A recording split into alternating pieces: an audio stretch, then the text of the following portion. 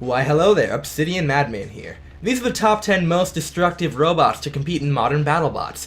While most of the ranking is based on previous battles, destructive potential is also a factor I kept in mind when putting the order together. Essentially, if a bot is known for tearing other bots apart, then it's here. Let's jump in. Number 10, Witch Doctor. Witch Doctor is everyone's favorite duo that attracts more bad luck than a one-leaf clover. Shaman's great and all, but it's the main bot that dishes out the hits. It's equipped with a skull-shaped drum spinner and an extra thick blade to defend against spinner attacks. While it wins less than it should, it never goes down without dishing out a hit or two, usually. Number 9, Complete Control. Instead of using kinetic energy to scrap its victims, this bot uses heat. It'll grab and burn whatever falls into its claws as it holds its prey up to the audience. In due time, this bot will claim more victims, but for now there's only one battle where he pulled it off. Still glorious. Number 8, Season 2, Bite Force. Potential? Yes. Execution? Questionable. This iteration of Bite Force deals a gnarly vertical spinning bar that could have been great.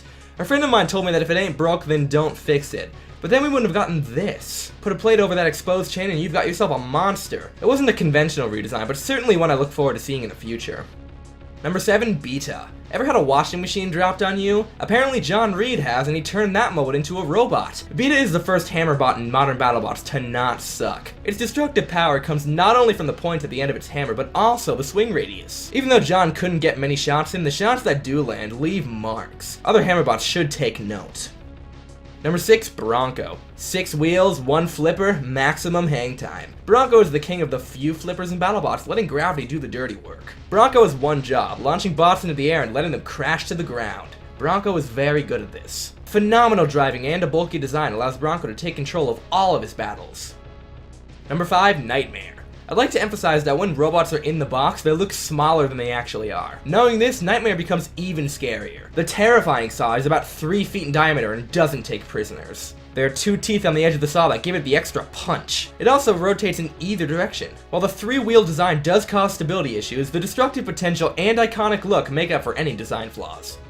Number 4, Ice Wave. Ice Wave is a nasty spinner with gray tips at the end of its blade, making it difficult to see. It's not good at self-riding, but it is good at ripping faces off of other bots. Here's to a Season 3 comeback. Before the top 3 are revealed, here are some honorable mentions. Cobalt. First of all, Cobalt is essentially the same as Robot War's favorite Carbide. Knowing this, it was surprising we only got 2 battles out of it. Cobalt did show tons of potential in both fights, making me look forward to any future battles. Hypershock. It's had some great moments, but not enough destruction or reliability to set it apart. Give a few parts an upgrade and this will be a bot with some serious hits next season.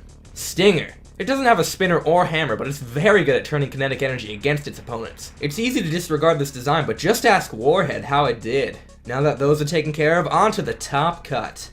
Number 3, Minotaur. Finally time to talk about my favorite bot. Minotaur is a dense drum spinner with a 70-pound drum that rotates at 10,000 RPM. All 250 pounds is packed into that tiny space, which allows Minotaur to dish out hits like these. The drum has only 1 tooth, which gives it more opportunities to catch on to something. Hide your children and shield your lights whenever this bot comes into the neighborhood.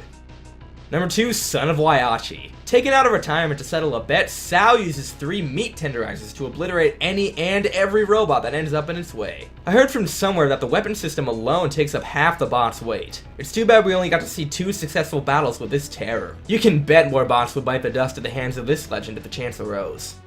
Finally, number 1, Tombstone. Who else? As the king of horizontal spinners, Tombstone brandishes a thick metal bar that takes up half the bot's perimeter when spinning. This offers more defense than the show gives credit for, as this makes it harder to make contact with the body or take out the wheels. But all that's really important is how well Tombstone rips its opponents apart.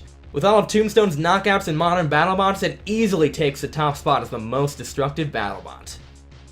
Tell me down below what my next ranking should be. I've got stuff planned, but your input is what drives these videos. But whatever your thoughts are, I'm Obsidian Madman. Peace out, folks. I look forward to your return.